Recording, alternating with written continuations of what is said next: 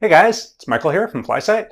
In the last video, we started with an example of asking three friends what time it is. And then we looked at how we might estimate the accuracy of our time measurement given that information.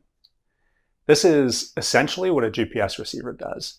It takes measurements from GPS satellites in orbit around the Earth, and based on those measurements, it computes your position and velocity.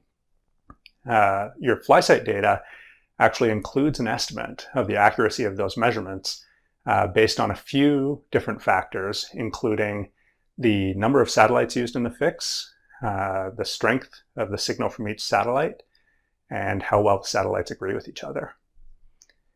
Based on those factors, the FlySight gives three different accuracy estimates. Your horizontal position accuracy, your vertical position accuracy, and your speed accuracy. So, what do these values mean?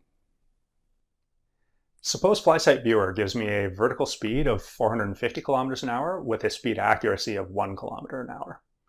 Just like in the previous video, we can draw a bell curve to illustrate this.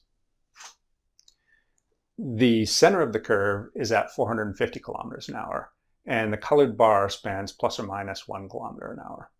That's our speed accuracy estimate. In this case, there's a 68% chance that the actual speed is somewhere between 449 kilometers an hour and 451 kilometers an hour. If we double the width of the colored bar, we can calculate that there's a 95% chance that our actual speed is somewhere between 448 kilometers an hour and 452 kilometers an hour. Quick note for the mathematicians out there. Technically, these are 1 sigma accuracy estimates. To get a 95% confidence interval, you should multiply the speed and the vertical position accuracy estimates by 1.96. Horizontal position is a bivariate distribution, so you'll need to multiply the horizontal position accuracy by 2.45 to get a 95% confidence figure. That's it. If you have any questions, or if there are other topics you'd like to see covered in future videos, please let me know in the comments. Thanks for watching.